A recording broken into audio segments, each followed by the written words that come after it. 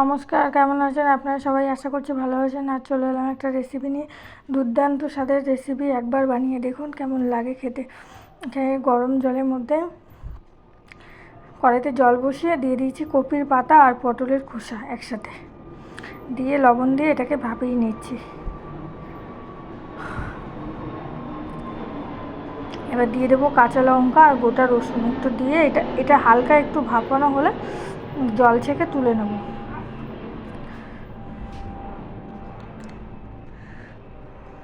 দেখুন জলটা অনেকটাই শুকিয়ে এসছে, এবার তুলে নেব মিক্সির বাটিতে। তুলে নিয়ে এটাকে বেটে নেব, ভালোভাবে মিহি পেস্ট করে নেব এটাকে।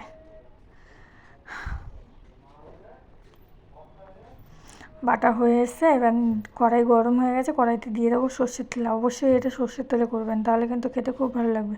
সর্ষের তেল গরম হয়ে গেছে, এবার দিয়ে দিচ্ছি কালো জিরে ফোড়ন দিয়ে এবার দিয়ে দেবো পেঁয়াজ কুচি।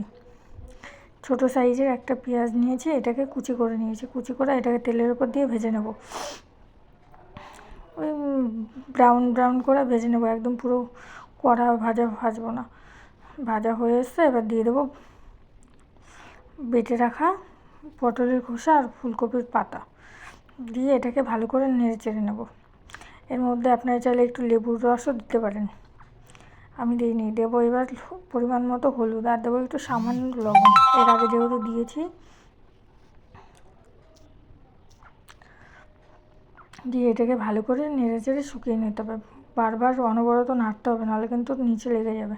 দিচ্ছি একটুখানি নুন ঝাল মিষ্টি ব্যালেন্স করার জন্য একটুখানি মিষ্টি মানে চিনি দিয়ে এটাকে ভালো করে নেড়ে চেড়ে নেবো। নেড়ে চেড়ে তুলে নেবো। কেমন হলো আপনারা জানাবেন। Like, comment, share and subscribe করে আমার পাশে থাকবেন। আবার দেখা হবে একটা নতুন ভিডিওর সাথে। ততক্ষণ আপনারা সুস্থ থাকবেন, ভালো থাকবেন। ভাজা হয়ে এসছে, এবার তুলে নেব।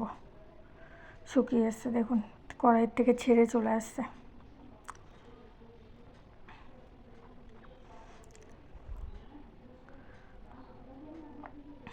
কেমন হলো আপনারা জানাবেন।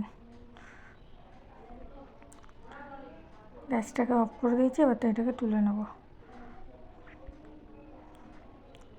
আজ তাহলে আসি, টাটা, বাই বাই।